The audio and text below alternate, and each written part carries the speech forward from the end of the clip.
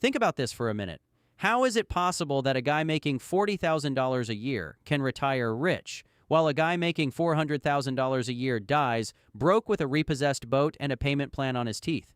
Because that's a real thing. That happens constantly. And before you say, okay, the rich guy obviously had a cocaine problem. No, he didn't. He just followed the same money advice you're following right now. The advice your uncle gives at Thanksgiving. The advice that sounds smart but quietly keeps you poor for 40 years. Here's the part that's going to sting a little. Nobody actually explained the rules of money to you. They gave you the vibes of money. Save up. Don't be done with it. Buy a house someday. Cool, thanks. That's like teaching someone to drive by, yelling "don't crash" and tossing them the keys. So today, I'm going to give you the 5 actual rules of building wealth. The ones rich people treat like the alphabet and everybody else has somehow never heard out loud. No finance degree required, no spreadsheets that make you want to lie down on the floor. Just 5 rules, explained so clearly an 8th grader could repeat them at lunch. And rule number 1 is the one that breaks people's brains the most, because it means the thing you've been chasing your whole life is the wrong thing. Rule number 1, it's not what you make, it's what you keep. Okay, the big one, the one nobody says out loud. Wealth has almost nothing to do with how much money you make. It's about the gap between what comes in and what goes out. That gap, that little space between your income and your spending, that's the entire game. That's it. That's the whole sport. Let me prove it to you. 2 people. Person A makes $200,000 a year and spends $200,000 a year. Person B makes $50,000 a year and spends $40,000 a year. Quick, who's richer? Person B, by a mile. Because person A is keeping $0, person A is just a very fancy water slide that money goes down. The money touches their hands for 1 warm second on its way to a leased Mercedes and a brunch they posted about. Person B, meanwhile, is quietly keeping 10 grand a year and turning into a low-key millionaire while wearing a hoodie from 2019. This is why you see people with insane jobs, doctors, lawyers, that one cousin who works in tech, who are somehow always stressed about money. They got the raise, they got the title, and then they got the bigger apartment, the nicer car, the "I earned this" lifestyle. Their income went up and their gap stayed exactly the same. 0. They're running on a treadmill that just keeps getting faster, and they're confused about why they're still in the same spot, sweating. Here's the metaphor that'll stick. Your income is a faucet. Your spending is the drain. And everybody is obsessed with cranking the faucet harder. I just need to make more. But if your drain is wide open, it doesn't matter how hard you blast that faucet. The tub never fills. You can pour an ocean through a tub with no plug and you'll still be standing in 2 inches of water wondering where it all went. Wealthy people are obsessed with the plug, not because they're cheap, because they understand the math. The gap is the plug. So before you go chase a bigger paycheck, and you should, more money is genuinely good. Understand that a raise only makes you richer if the gap survives the raise. If every dollar comes with a brand new dollar going out the door, you didn't get a raise.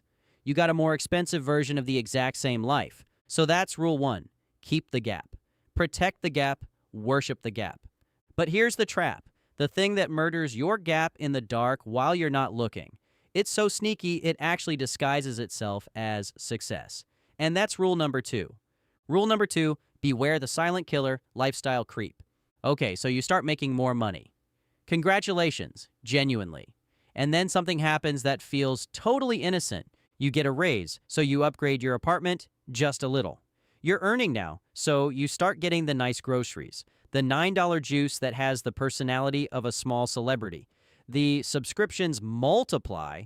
You don't even cook anymore because, hey, you deserve the delivery. Each thing feels small. Each thing feels earned. And 6 months later, you're making way more money and somehow have the exact same amount left at the end of the month, which is to say, nothing. That, my friend, is lifestyle creep. And it is the silent assassin of wealth. It doesn't kick your door in. It moves in slowly, one treat yourself at a time, until your expenses have quietly swelled up to swallow every dollar you earn. Here's why it's so evil. Spending is sticky. Going up in lifestyle feels amazing and takes 0 effort. Going back down feels like a punishment. Try canceling a streaming service you've had for a year. It feels like a breakup. Once your brain gets used to the nice thing becomes the normal thing, and now you need a newer, nicer thing just to feel the same buzz. It's a tolerance problem. You're basically a raccoon that found a dumpster behind a steakhouse and can never go back to regular trash. Real talk example. You've seen the lottery winner stories, right? People win $20 million and are broke in 5 years. 5 years. How? You'd have to try to lose $20 million. But they don't even try. They just let their lifestyle balloon to match the money. Big house, big car, big loans, to 40 new best friends. Their faucet got enormous, so their drain got enormous to match. Same gap, 0. The number on the check changed, and the math of their life didn't. So here's the move, and it's stupidly simple. When your income goes up, don't let your whole lifestyle go up with it. When you get a raise, give yourself a small upgrade. Sure, enjoy being human, but take the biggest chunk of that raise and quietly send it off to work for you before your brain even gets a chance to spend it. Pretend the raise didn't fully happen. Your future self will build a statue of you. Quick pause, because if your brain just went, that actually makes sense, do me one favor and hit that subscribe button. I'm not going to do the cheesy beg. I'm just saying, you clearly enjoy understanding money in a way that doesn't make you want to take a nap, and this channel is a factory for that. Subscribe, future rich person. Moving on, because now we've got a problem. You're keeping the gap. You're dodging lifestyle creep. So you've got this little pile of money saved up. And rule number 3 is about the invisible thief that's robbing that pile right now while it sits there looking safe. Rule number 3, your savings account is quietly melting. All right, now listen closely, because this one makes people genuinely mad when they first hear it, and I need you to stay calm. The money sitting in your regular savings account is losing value every single day, right now, as we speak, even though the number on the screen isn't going down. Here's how that magic trick works. It's called inflation, and it's the reason your grandma won't shut up about how a candy bar used to cost a nickel. Inflation just means prices slowly climb every year, which is the same thing as saying your dollar slowly shrinks every year. The number in your account stays the same, but what that number can actually buy keeps getting smaller. Your money's still there, it's just been on a diet it didn't agree to. Let me make it real. Say prices go up around 3% in a year. That's pretty normal. That means the $100 you tucked away can only buy about $97 worth of stuff a year later. You didn't spend $3. Nobody took $3. The $3 just evaporated. Inflation is a pickpocket that works extremely slowly and is never, ever caught on camera. So when people brag, I keep all my money safe in my savings account, what they're actually saying is, I keep all my money in a slowly leaking bucket. It feels safe because the number doesn't drop. But the numbers stayed the same while everything got more expensive, is just losing money wearing a really convincing disguise. Now to be clear, you should absolutely still keep some cash easy to grab. That's your emergency fund. Car dies, tooth explodes, you lose your job. That's the money that keeps a bad week from becoming a bad year. Keep 3 to 6 months of expenses somewhere boring and reachable. That part should sit still. That's not the leak. That's the life raft. But every dollar beyond that, just hoarding it in cash, that's a dollar standing still on an escalator that's going down. To actually build wealth, your money can't just sit there playing defense. It has to get a job. It has to go out and make more money while you sleep, which is the single most powerful force on this entire list, and almost nobody starts using it early enough. It's rule number 4, and it's the closest thing to a legal money cheat code that exists. Rule number 4, compounding is the cheat code, and time is the password. I gotta be honest, this is the one rich people understand in their bones and everybody else discovers about 15 years too late, usually while screaming. It's called compound growth, and here's the whole idea in one sentence. Your money makes money, and then that money also makes money, and it keeps stacking on itself like a snowball rolling downhill that you cannot stop. Let me unpack it slowly, because this is the good stuff. Say you invest some money and it grows 10% in a year, which is roughly what the stock market has averaged over the long haul historically. Year 1, you earn 10% on your original pile. Cool. But year 2, you don't just earn 10% on what you put in. You earn 10% on your new bigger pile, the one that already grew. So now you're earning money on your money's money. And then year 3, you earn money on your money's money. It builds on itself faster and faster, and at some point, it stops being a snowball and becomes an avalanche. Here's the part that should make you slam the table. The single most important ingredient isn't how much money you start with, it's time. Time is the rocket fuel. The longer your money compounds, the more insane it gets. And the curve doesn't go up in a straight line, it goes up like a ramp launching off a cliff. Picture two friends. One starts investing a little bit at age 25 and stops at 35. Just 10 years, then never adds another dollar. The other waits, starts at 35, and invests the whole rest of their life until retirement. Who ends up with more? The first guy. The one who started early and quit. Because his money had an extra 10 years to roll downhill, and those early years are the most powerful years of all. The second guy put in way more money over, way more years, and still couldn't catch up. That's how brutal a head start is. That's why the most expensive sentence in personal finance is, I'll start investing later when I have more money. No. Later is the one thing you can never get back. You can always make more money. You cannot make more time. Starting small today beats starting big in 5 years. And it isn't even close. So how does an 8th grader actually do this without a finance degree? You don't have to pick magic stocks. You don't have to watch a screen all day like a gremlin. Most regular people just buy something called an index fund, which is basically a tiny slice of hundreds of big companies all at once, in one package. Instead of betting on one horse, you quietly own a piece of the whole racetrack. You put money in automatically every month, and you leave it alone and let time do the disgustingly heavy lifting. Boring? Yes. Boring is rich. Excitement is for people who like checking their account and crying. Okay, second and last time I'll bug you. If this video just rewired how you think about your money, subscribe so the next one finds you automatically. You're literally watching free game right now. Don't make yourself hunt for it next time.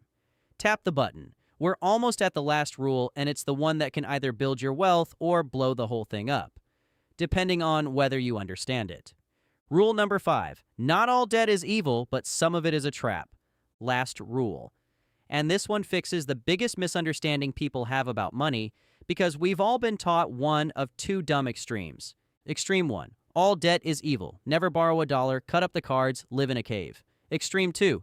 Debt is free money, swipe forever, I'll figure it out, YOLO. Both of these are wrong, and both of them will quietly wreck you. Here's the actual rule grown-ups use. There's good debt and there's bad debt, and the difference is dead simple. Good debt helps you make more money. Bad debt just helps you lose it faster. Good debt is money you borrow to buy something that grows in value or puts cash in your pocket. A loan for a skill or a degree that genuinely bumps your income. A loan to start a business that earns. Borrowing to buy property that pays you rent. The debt is a tool, a lever that lets you lift something heavier than you could lift with your own 2 hands. You're borrowing to build. Bad debt is money you borrow to buy stuff that loses value the second you own it, and then charges you for the privilege. The king of bad debt is the credit card you don't pay off. Because here's the trap that gets people. Credit card interest is compounding too, except it's compounding against you. Remember that beautiful snowball from Rule 4, the one rolling downhill making you richer? Credit card debt is that exact same snowball. Except it's rolling downhill toward your house, and it's on fire, and it's getting bigger every month you don't put it out. Let me make it concrete, because the numbers are genuinely violent. A lot of credit cards charge over 20% interest a year. So if you carry a balance, your debt isn't just sitting there, it's growing by 1/5 every year. You're trying to fill the bathtub from Rule 1 while the credit card is down at the drain, yanking the plug out and laughing. You literally cannot win the wealth game while bad debt is compounding against you. It's like trying to bail out a boat with a coffee mug while someone drills new holes in the bottom. So the move, borrow to build, never to show off. Going into debt for a degree or a business that pays you back. That can be a power move. Going into debt to look rich on the internet, financing a designer fit, a flashy car you can't actually afford, a vacation for the photos. That's not wealth. That's a very expensive costume. And the costume comes with monthly payments long after the likes are gone. Pay off the bad debt like your hair is on fire. Use the good debt like the tool it is. That's the whole rule. That's how rich people borrow money to get richer, while broke people borrow money to feel rich for a weekend. So let's tie the whole thing together, because these 5 rules aren't 5 random tips. They're one machine. Keep the gap between what you earn and what you spend. Protect that gap from lifestyle creep so it doesn't quietly disappear every time you level up. Don't let the money you keep rot in a savings account where inflation eats it alive. Put it to work so compounding can turn time into a fortune while you sleep. And handle debt like a tool, not a toy. Borrow to build, never to show off. That's it. That's the stuff nobody said clearly. Not because it's complicated, you just understood all 5 in one video, but because nobody slowed down long enough to actually explain it instead of mumbling, "Be smart" with your money and walking away. Here's the wild part. You now understand money better than most adults with way bigger paychecks than you. The doctor with the least boat, you'd cook him, because the game was never about the size of the faucet. It was always about the plug. But understanding the rules is step 1. Step 2 is the part where your own brain becomes the villain. Because the truth is, you are the biggest reason you spend money you shouldn't.